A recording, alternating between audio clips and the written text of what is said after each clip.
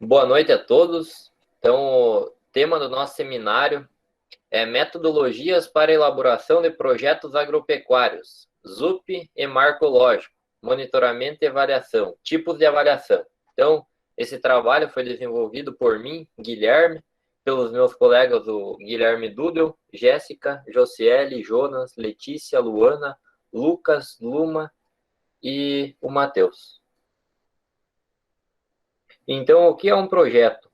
É um empreendimento planejado que consiste em um conjunto de ações interrelacionadas e coordenadas para alcance de objetivos e resultados dentro dos limites de um orçamento e de um período de tempo dado.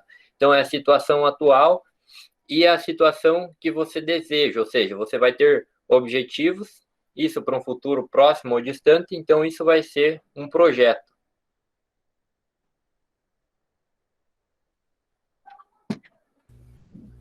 Metodologias ZUP e marco lógico. Os métodos tradicionais estão associados a um conjunto de metodologias que passaram a ser utilizadas a partir da década de 1960. Os mais importantes expoentes dos métodos tradicionais do planejamento, monitoramento e avaliação de projetos são o método marcológico e o método ZUP. Então, percebe-se que desde muitos anos atrás já vem se utilizando essas metodologias que são de suma importância.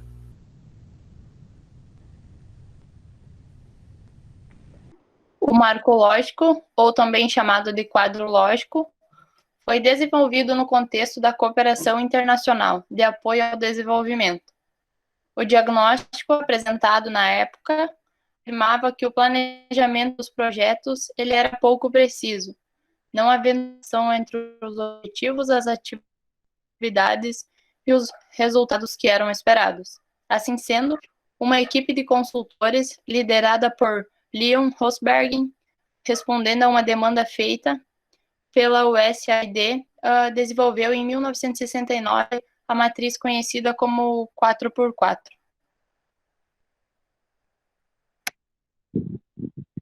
Esse processo ele foi gradativamente aprimorado ao longo do tempo, assinalando-se três momentos dessa evolução. Então, a primeira geração, de 1970 a 1980, ela foi caracterizada pelo uso exclusivo da matriz de planificação, que corresponde à etapa inicial de uso do método pela USAID. E a segunda, em 1980 a 1990, ela foi caracterizada pela incorporação do método ZUP através da Agência de Cooperação Técnica Alemã, GTZ, que pôs a ênfase no processo de elaboração. E, por último, nos anos de 1990, são caracterizados como o período em que o software IML é aplicado e integrado à gestão do ciclo do projeto. Então, no início da década de 1990, praticamente todas as organizações no âmbito da cooperação internacional passaram a utilizar o marco lógico e o ZUP. O ZUP permitiu que o processo de construção dos projetos ocorresse de forma mais participativa, com a aplicação das técnicas de facilitação de trabalhos em grupo. Então, o quadro lógico ele não detalha todo o projeto, porém fornece respostas basicamente para as seguintes perguntas: por que ele deve ser implementado? Qual é o seu propósito e quais as mudanças a serem alcançadas? Como se pretendem produzir melhorias? Quais são as condições externas que influenciam a consecução dos resultados? E como é possível identificar o alcance das melhorias e mudanças? Então, as características do quadro lógico.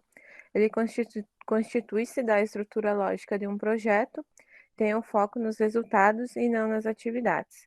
É um instrumento simples e importante para o monitoramento de alcance dos resultados e do uso prudente dos recursos. E também facilita a elaboração de relatórios e documentos baseados nos resultados alcançados e nas suas lições aprendidas.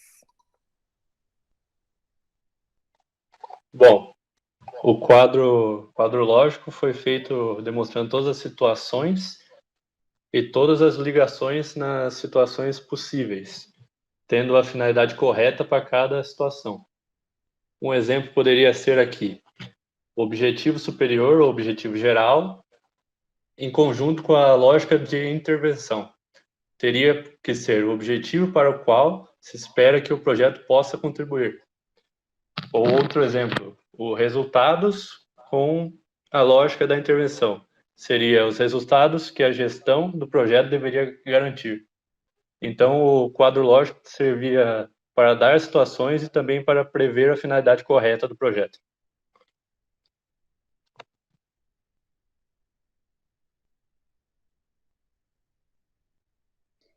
Então, com base nessa matriz, é desenvolvida a lógica da intervenção do projeto, como os elementos da matriz estão interligados por uma relação de causa e efeito, podem-se formular algumas hipóteses a partir disso.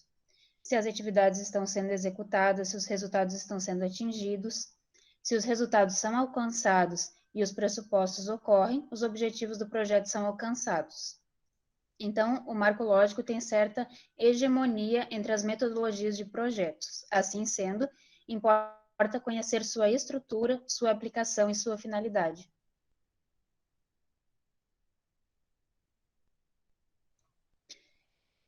O método ZUP, então, aqui algumas definições de acordo com a sigla, né? Objetivo, orientado, projeto e planejamento, na tradução para o português. Planejamento de projeto orientado por objetivo.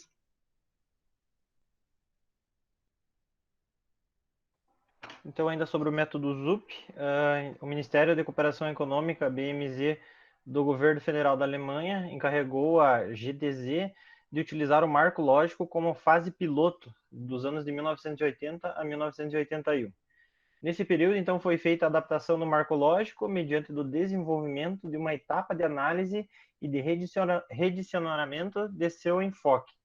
Essa adaptação foi denominada de método ZUP, então, abreviatura de Zielorientierte Projektplanung, que em português significa planejamento de projetos orientado para objetivos. Análise e desenvolvimento de participação do método ZUP tem como objetivo levantar informações sobre indivíduos, grupos e instituições, incluindo seus interesses e interrelações, que são relevantes para o entendimento dos problemas a serem analisados. A análise dos problemas busca definir o problema central, que também pode ser chamado de problema-chave ou focal. Ele é a base do diagnóstico, porém não é completo.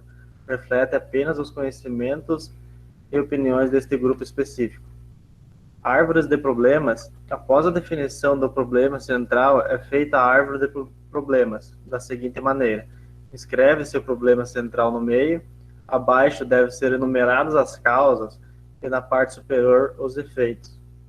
A análise de objetivos. Neste ponto, o problema central passa a ser o objetivo central e se estabelece a hierarquia de relações meio-fim.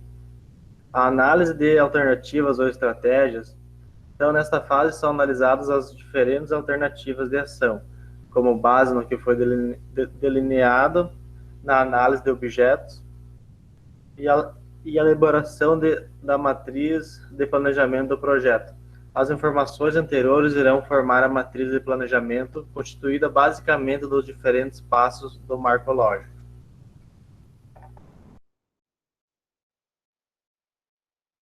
Tá, então o método ZOP trouxe uma contribuição significativa ao marco lógico.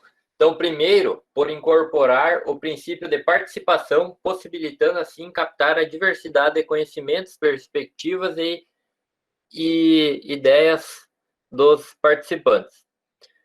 Também trouxe inovações relativas à dinâmica de grupos, aos conhecimentos referentes à andragogia, que é a aprendizagem de adultos, e ao processo de comunicação grupal. O estabelecimento de objetivos durante a aplicação do método proporciona uma motivação para a ação, gerando coesão e um trabalho produtivo. E, por fim, o uso das técnicas de visualização do método ZUP facilita a concentração, servindo como fio condutor para o processo que vem sendo desenvolvido.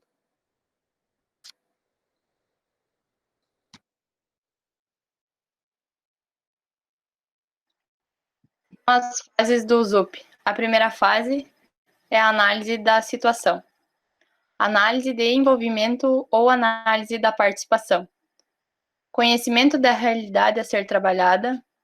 Então, antes de se proceder à definição dos objetivos do projeto, as pessoas, grupos e organizações que estão ligados ao projeto analisa os interesses e as expectativas das pessoas. Análise de problemas.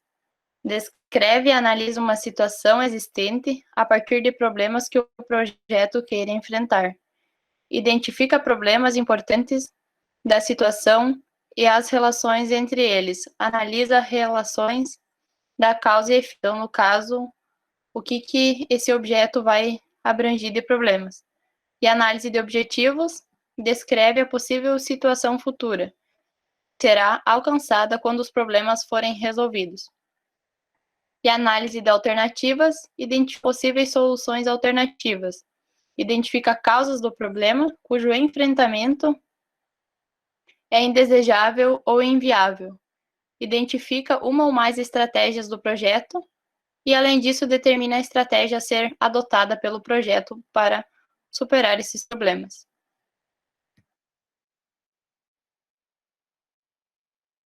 Então, a segunda fase, que é o planejamento e matriz dos OP.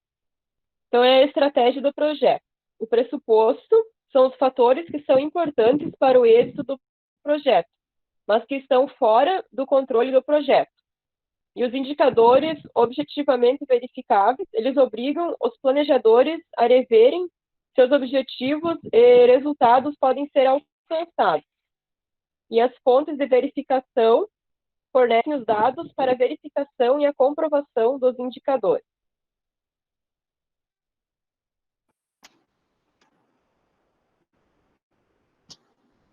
Então, a matriz de planejamento do projeto é a matriz do marco lógico.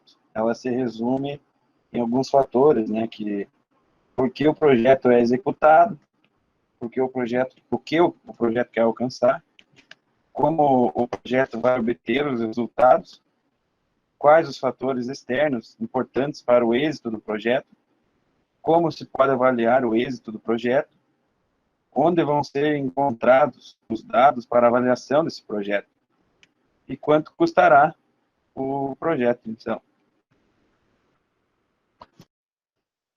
Então, a terceira fase, que é a avaliação da matriz SWOP, ela consiste no monitoramento e avaliação do projeto.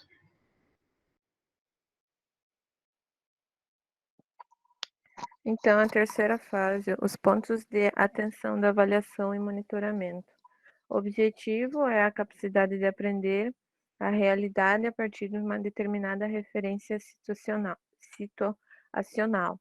Então, ela tem como objetivo a não é um ser neutro ou imparcial. Completa, significativa, uma negociação permanente entre o que é viável e o que é ideal e perfeito. Então, os dados são coletados, a exaustão gerando, tornando, então, um processo avaliativo. A vaidade e a confiabilidade, então, exige uma coerência entre os instrumentos e conceitos usados pela medição, o que pretende medir. Então, e a qualidade é a adequação entre a informação obtida e o uso que se quer, e a estabilidade, desde que sejam adotados, os resultados de avaliação não devem variar.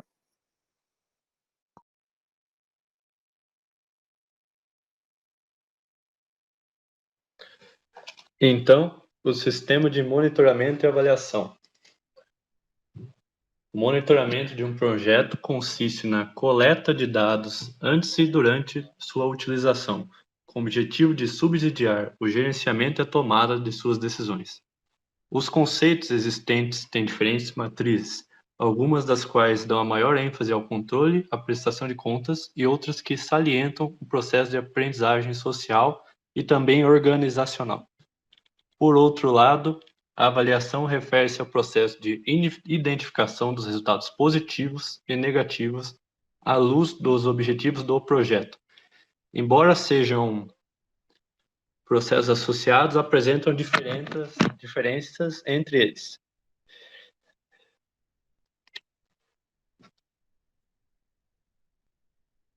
Então, o monitoramento acontece de forma mais constante. A gente pode imaginar planilhas em que todo dia se faz alguns registros e isso acontece frequentemente. Já a avaliação ocorre de períodos em períodos para ver se os resultados desse monitoramento. Ela é mais espaçada do que o monitoramento.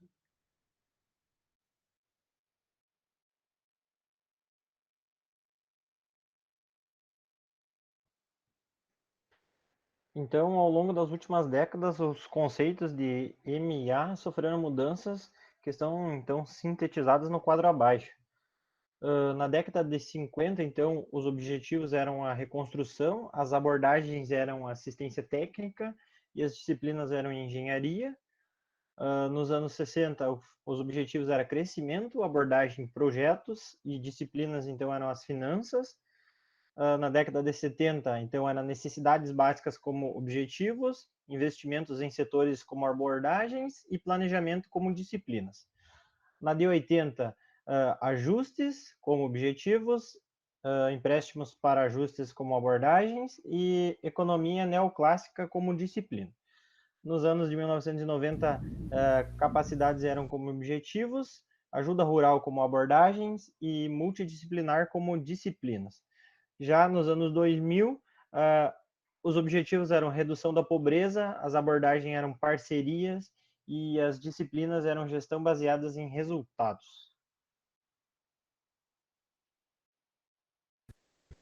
Por vezes, a escolha do sistema DMA é determinada pela agência de financiamento. Em outros casos, pode haver diferentes níveis de negociação sobre o sistema DMA. A ler. O essencial é que o MA possa atender diversos usos, tais como a gerência de projeto, o desenvolvimento organizacional, a gestão do conhecimento e a produção de sistemas de informação para o registro e o processamento de dados.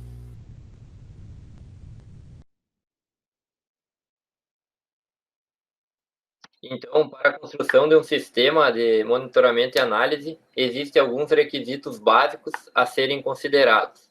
Então, o primeiro deles concerne as informações a serem coletadas, as quais devem ser relevantes e ser coletadas em um momento apropriado e integrados à gestão do projeto.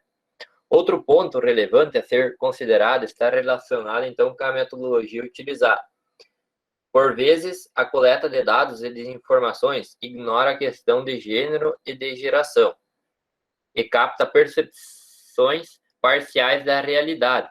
Então, alguns desenhos de monitoramento e análise têm uma concepção linear de causa e efeito, ignorando o contexto e a cadeia de impacto que ocorre no desenvolvimento de um projeto. Também, então, é fundamental dispor de indicadores fortes e significativos que permitam o acompanhamento de fatores importantes do andamento do projeto.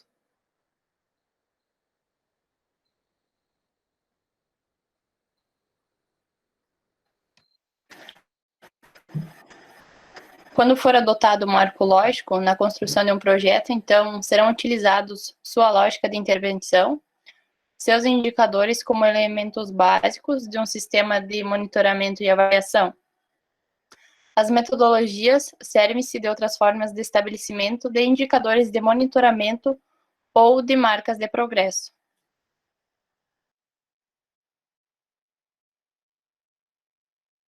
Então, a construção de um sistema de MA. Nesse momento, deve ser estabelecido o tempo, o orçamento, os dados e as restrições políticas e operacionais do projeto. O MA é visto como parte do próprio projeto, deve constar no orçamento com um percentual de 5 a 10% da verba total. E quando se tratar de um programa ou um projeto piloto com ações inéditas, o valor pode ser maior.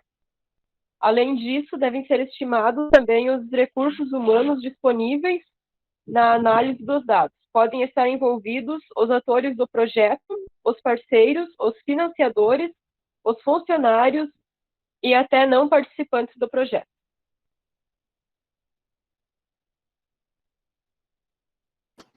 Então, o plano de avaliação pode ser esquematizado através do quadro seguinte. Então, a questão avaliada é quem usará a avaliação, como e quando, perguntas ou indicadores, fontes de quem conduzirá e quem administrará a avaliação, a data de início e do fim e o custo. Então, o sistema DMA ele deve criar processos que facilitem a aprendizagem regular e sistemática de todos os participantes, e não ser apenas um instrumento burocrático de controle e prestação de contas. Então, nessa linha, impõe-se estabelecer claramente os vínculos existentes do sistema com a gestão do projeto e criar condições e possibilidades de êxito objetivas para a realização do MEA. Então, a construção dos indicadores. O indicador ele pode ser concebido como uma unidade de medida que contribui para demonstrar mudanças ocorridas numa condição determinada. Sendo assim, ele estabelece em anexo entre o que se quer medir e o que se pode observar. O objetivo de um projeto pode conter diversos indicadores, sendo necessários eleger os que possam ser medidos e produzem informações relevantes sobre o andamento do projeto. O indicador reduz o âmbito de informações, proporcionando maior objetividade na coleta e na análise de dados. Então, com o uso do marco lógico, os indicadores quantitativos passam a depender dos objetivos e são colocados na segunda coluna da matriz. Porém, a relação direta entre os objetivos e indicadores acarreta algumas de suas dificuldades, uma vez que alguns objetivos são complexos e podem abrigar diversos indicadores. Uma forma mais prática e produtiva, ao invés de iniciar por indicadores, consiste em identificar perguntas de desempenho. A pergunta de desempenho busca responder em que grau de execução está o objetivo, determinando a explicar o êxito ou fracasso expresso pelos seus resultados. Tá, então, aqui nós temos alguns exemplos de como seriam essas perguntas. Se o projeto fosse aumento da renda não agrícola de 100 mil famílias pobres de algum município, essas perguntas seriam: que tipo de melhorias foram introduzidas para aumentar a renda dessas famílias? Quem se beneficiou desse projeto? Existem impactos negativos ou positivos não previstos por esse aumento de renda?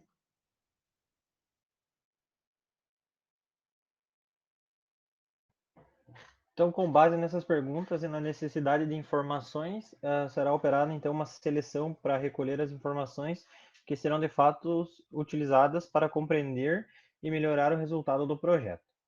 Entre os diferentes tipos de indicadores, os mais utilizados são indicadores quantitativos, simples, que requerem então somente a medição de uma simples unidade.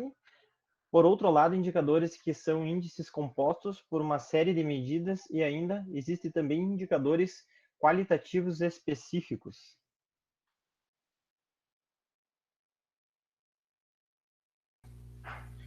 A formulação de um indicador clara está sujeita a alguns princípios, tais como os seguintes: que seja específico e tenha um grupo objetivo para sua aplicação, que tenha uma unidade mensurável a ser empregada, que seja acessível, permitindo sua coleta e utilização, que a informação ou dado obtido forneça elementos relevantes e, por fim, que possa ser acompanhado ao longo do tempo do projeto, possibilitando gerar um calendário de medições e coleta de informações.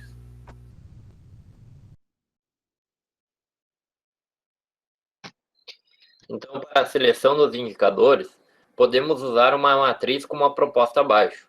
Então, o indicador, a fonte de dados, métodos de coleta de dados, quem coletará os dados, a frequência e o custo que a coleta vai ter, a dificuldade para fazer a coleta, quem fará a análise e o relatório e quem usará os dados que serão coletados. Então, isso será explicado em seguida.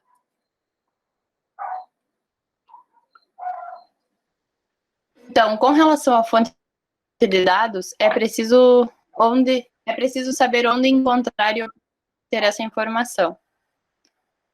A respeito da coluna "Quem coletará os dados", permite dimensionar os recursos humanos que serão necessários para operacionalizar a coleta dos dados. A frequência e o custo auxiliam igualmente no dimensionamento do trabalho a ser realizado, dos recursos financeiros necessários para o desenvolvimento. A dificuldade de coletar é um elemento pertinente do planejamento, então que todo trabalho vai ter, e projeto também. O processo de coleta só terá sentido se houver pessoas responsáveis e capazes para analisar e gerar relatórios sobre os dados coletados, então, de modo sincero, que sejam verídicos. E, por fim, o usuário do dado, então, ele é um elemento importante do quadro, pois, além de seu interesse para uso interno, ele pode ser fundamental para outro parceiro do projeto.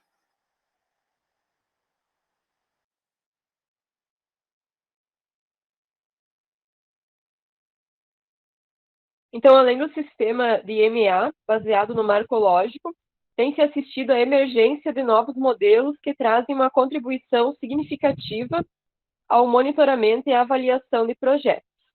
Por vezes, o financiador impõe o método a ser utilizado, porém, casos existem em que é possível utilizar outro método ou a conjugação de diferentes métodos.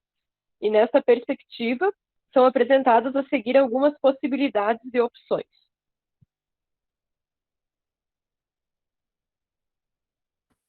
Então, o mapeamento de mudanças alcançadas, MMA. Então, o MMA, ele propõe uma metodologia integrada de planejamento, monitoramento e avaliação, permitindo às organizações aprender, documentar e prestar contas. O principal aporte e a principal diferença em relação aos demais métodos é que a ênfase é dada à mudança comportamental dos atores do projeto. Então, as mudanças alcançadas são definidas como mudanças de comportamento que se traduzem nas relações, nas atividades ou ações das pessoas. O MMA não se fundamenta em uma relação de causa e efeito, mas reconhece que as mudanças são produzidas por múltiplos eventos não lineares. Então, procura, por isso, analisar os vínculos lógicos entre as intervenções e as mudanças de comportamento. Então, o MMA é estruturado por 3 momentos. Primeiro, é o desenho intencional, seguido, então, do monitoramento de mudanças alcançadas, que seria, então, o desempenho. E terceiro, a planificação da avaliação. Então, esses momentos, eles são constituídos de 12 passos, durante os quais é gradativamente desenvolvida toda a estrutura do método.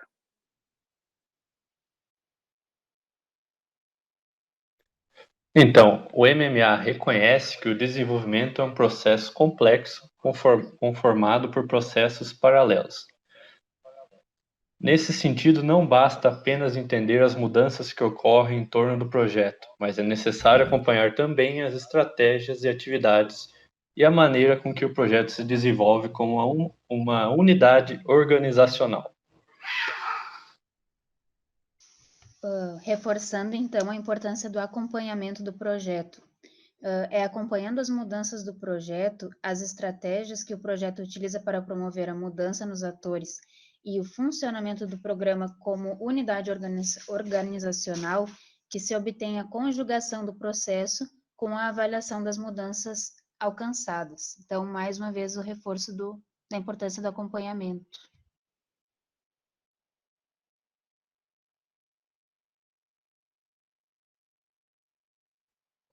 Então, para conseguir acompanhar esse processo, a gente utiliza então 3 instrumentos, que são as marcas de progresso, o mapa de estratégias e as práticas organizacionais. Eles vão ser melhores explicados abaixo.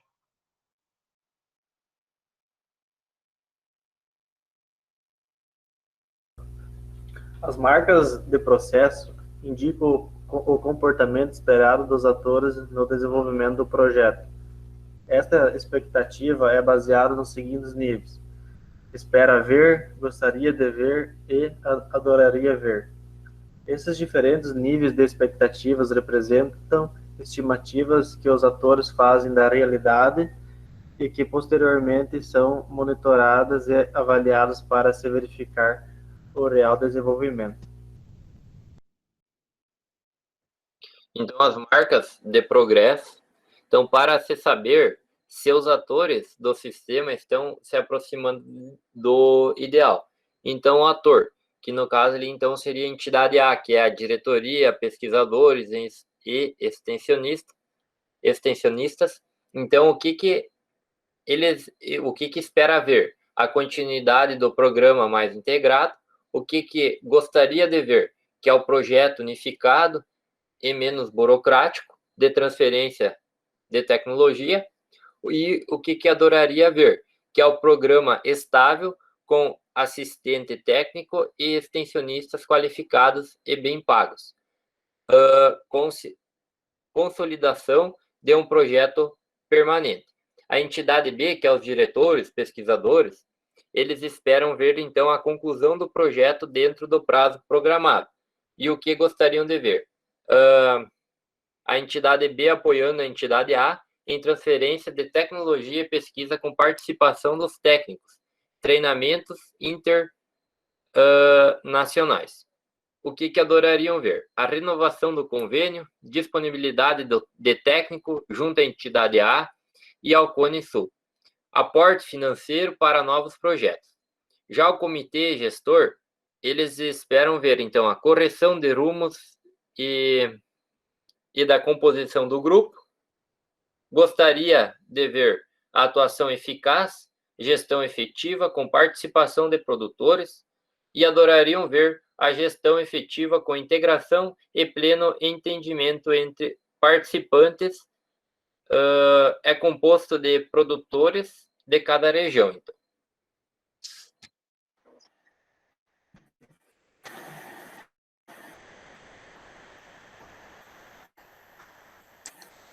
Dando sequência, então, o ator, que no caso seria o extensionista, ele espera ver o cumprimento do que foi definido, mediante a coordenação de projetos em sua região. Além disso, gostaria de ver que em locais uma melhor integração com o projeto e participantes mais bem treinados, e adoraria ver, então, o quadro funcional completo, cursando e bem pago, reconhecido na comunidade. O outro autor, então, o produtor líder, ele espera ver a continuidade de sua atuação no projeto e execução do plano técnico na lavoura. Gostaria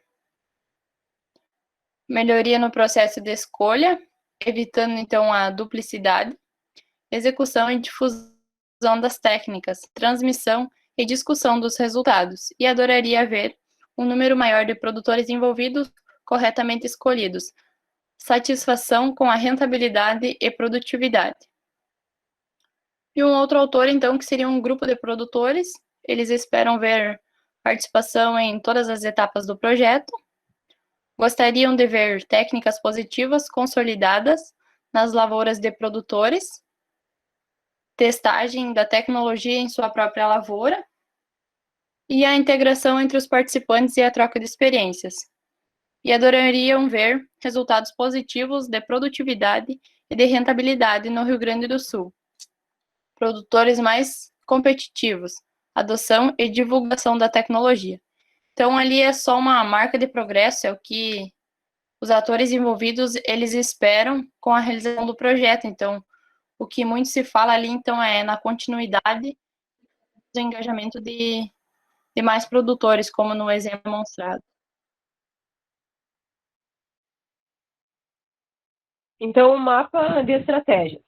A construção das estratégias utiliza um mapa com o objetivo de explicitar a combinação de estratégias a serem utilizadas pelo programa ou projeto, indicar a influência relativa que o programa supostamente exercerá sobre as pessoas, os grupos ou as organizações, e auxiliar na localização de lacunas estratégicas ou de determinar se o programa estima mais do que realmente pode.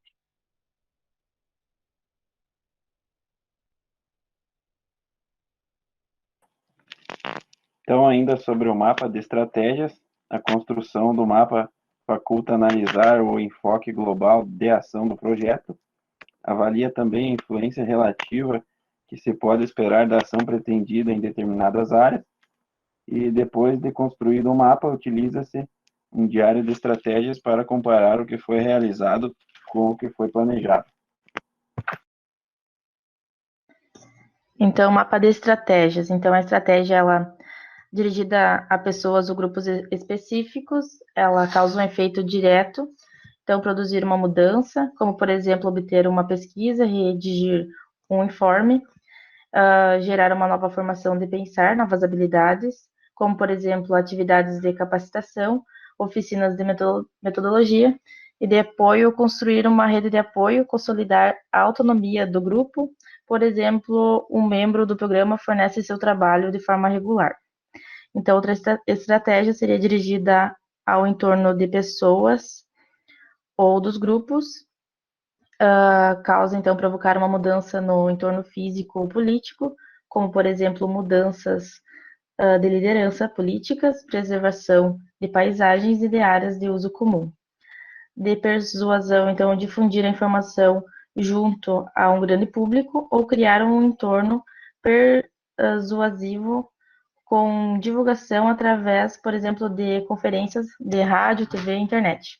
Então, de apoio, criar uma rede de aprendizagem, ação, fazer com que os atores trabalhem juntos, visando o apoio mútuo, mediante, por exemplo, de rede de pesquisa ou programa participativo de pesquisa. Então, as práticas organizacionais, elas são adotadas para tornar efetivos os objetivos pretendidos. É observado em conjunto as práticas que descrevem, então, uma organização que funciona bem, que é sustentável e que tem potencial para intervir e realizar mudanças a longo prazo.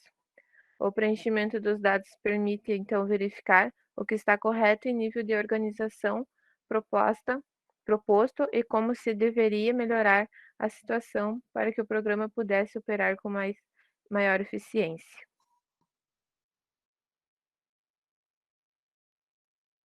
Então, são propostas 8 práticas a serem consideradas para se avaliar o desempenho organizacional. Uma delas, a busca de novas ideias, oportunidades e recursos, busca de feedback das principais fontes de informação, obtenção de apoio de autoridade hierarquicamente superior, avaliação e redesenho de produtos, serviços, sistemas e procedimentos, comprovação da satisfação dos autores anteriormente atendidos, visando obter maior valor agregado. Também o compartilhamento dos melhores conhecimentos, experimentação para continuar inovando e uma reflexão em nível de organizacional. Então, ainda nas práticas organizacionais, tem a busca de novas ideias, oportunidades e recursos. Isso vai ocorrer quando o programa explora ao máximo suas fontes de informação, a fim de obter novas oportunidades para realizar sua missão, ou quando procura novos relacionamentos e contatos para as atividades em andamento, bem como novas oportunidades de trabalho.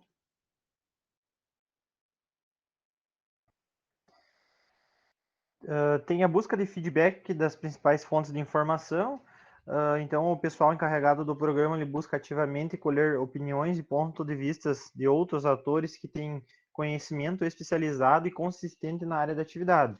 Então, a atividade escolhida, eles vão buscar opiniões, informações de pessoas que já tiveram no caso dessa pesquisa, esse trabalho na área, e eles vão colocar tudo junto no trabalho, né? Essa busca por feedback. Obtenção de apoio de autoridade hierarquicamente superior.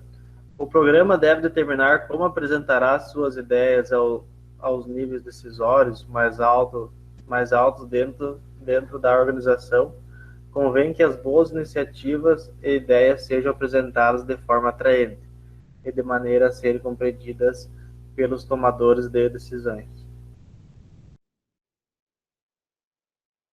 Então, ainda as práticas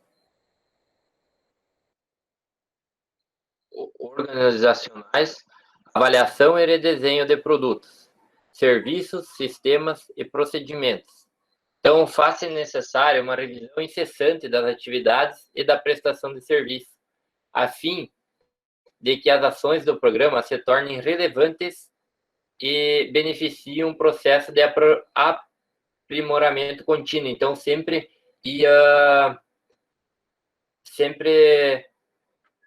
inovando, né?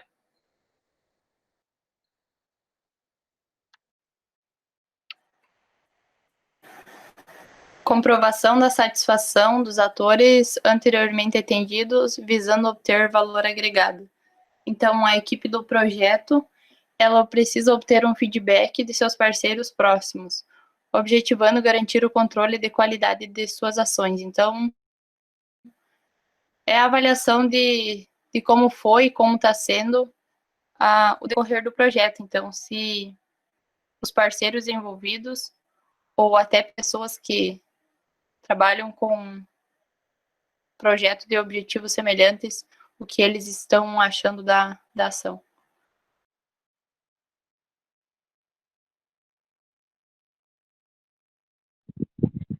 Compartilhamento dos melhores conhecimentos. Então, faz necessário que o programa ou o projeto ele adote procedimentos de disseminação de experiências, pesquisas e iniciativas, procurando compartilhar a experiência de trabalho com outros projetos.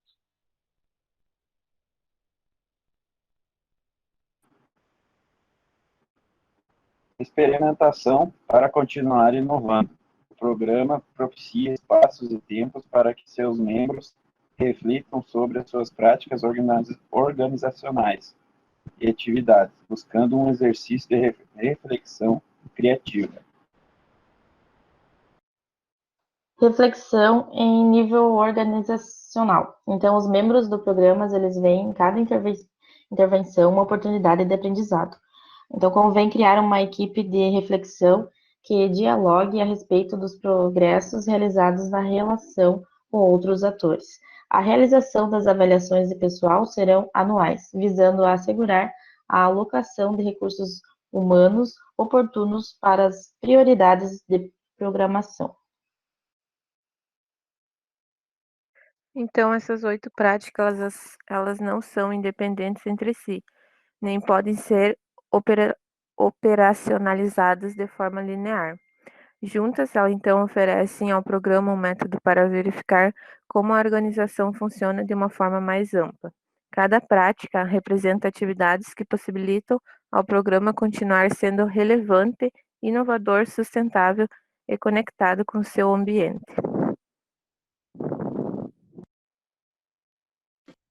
Da nossa parte era isso, e obrigado pela atenção.